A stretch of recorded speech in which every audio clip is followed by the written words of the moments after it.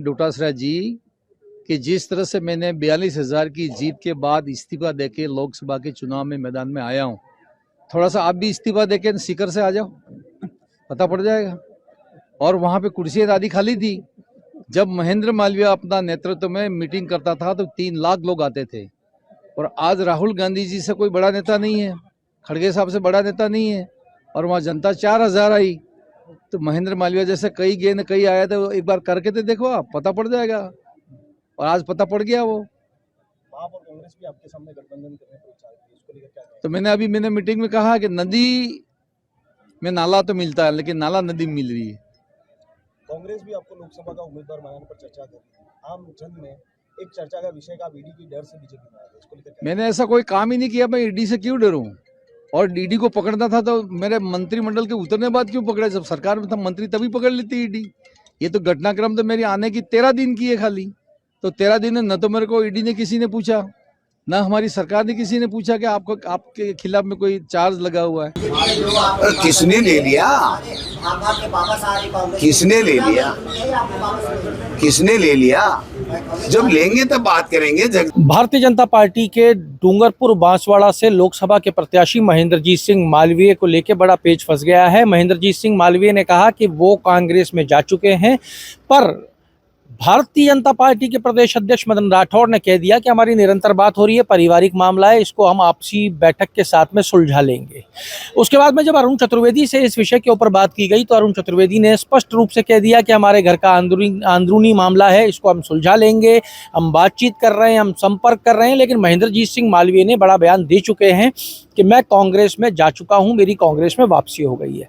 अब पेच कहां फंसता है? पेच फंसता है कि जब गोविंद सिंह डोटासरा से इस विषय में बात की जाती है तो गोविंद सिंह डोटासरा ने जवाब दिया, किसने ले लिया, किसको ले लिया, कब ले लिया? गोविंद सिंह डोटासरा का यह बयान आने के बाद में महेंद्रजीत सिंह मालवीय के ऊपर सवालिया निशान लग जाता है कि मालवीय बयान दे चुके कि वो कांग्रेसी विचारधारा के थे, हैं और रहेंगे, लेकिन डोटासरा कह रहे हैं कि किसने ले लिया।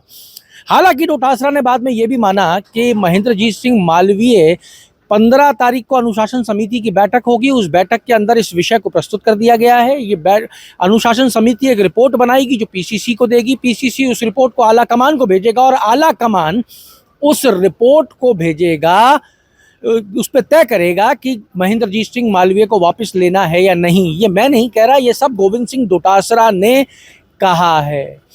सोशल मीडिया के ऊपर गोविंद सिंह डोटासरा के को बयान दिया हुआ महेंद्रजीत सिंह मालवीय का एक वीडियो जो है वो भी तेजी के साथ में वायरल हो रहा है, जिसके अंदर महेंद्रजीत सिंह मालवीय गोविंद सिंह डोटासरा को सलाह देते नजर आ रहे हैं कि गोविंद सिंह डोटासरा सीकर से इस्तीफा देकर लोकसभा के मैदान में आ जाएं। ये उस वक्त की बात है जब महेंद्रजीत सिंह मालवीय ने भारतीय जनता पार्टी ज्वाइन की थी।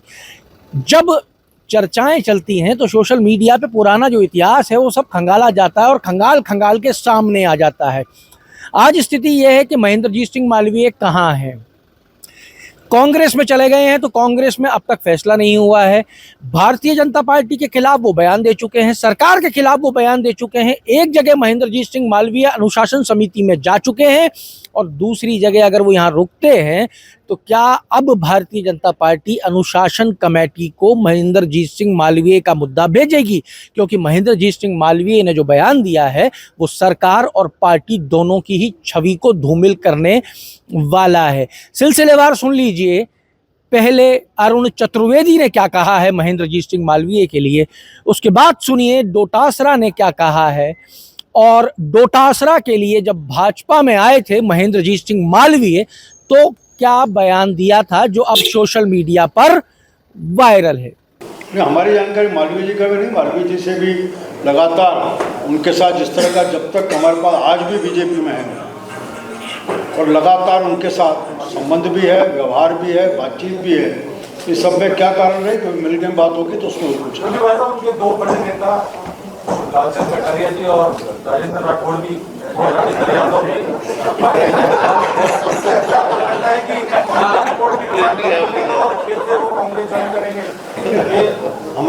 इन ख्याली पुलावों के ऊपर जवाब नहीं दे सकता। कल क्या होगा इस कल्पना क्या बीजेपी ख्याली पुलाव पका रही है, क्योंकि वो तो कह चुके हैं महेंद्रजीत मालवीय में तो आज से ही कांग्रेसी हो गया। परसों उन्होंने दावा कर दिया था कि मैं तो आज से ही कांग्रेसी होगा। अपने डीबी आज तक वो भारतीय जनता पार्टी में है, भारतीय जनता पार्टी के साथ है।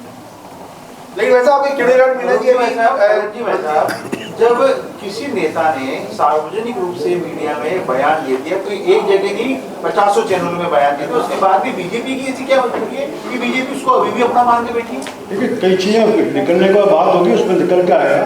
उन्होंने कहा कि उस बीच हमने ही बात की है, बात करने के बाद ऐसा प्रश्न स्पष्ट रूप से उनकी तरफ से नहीं आया। किसने ले लिया? किसने ले लिया? किसने ले लिया? जब लेंगे तब बात करेंगे जगजाहिर साहब।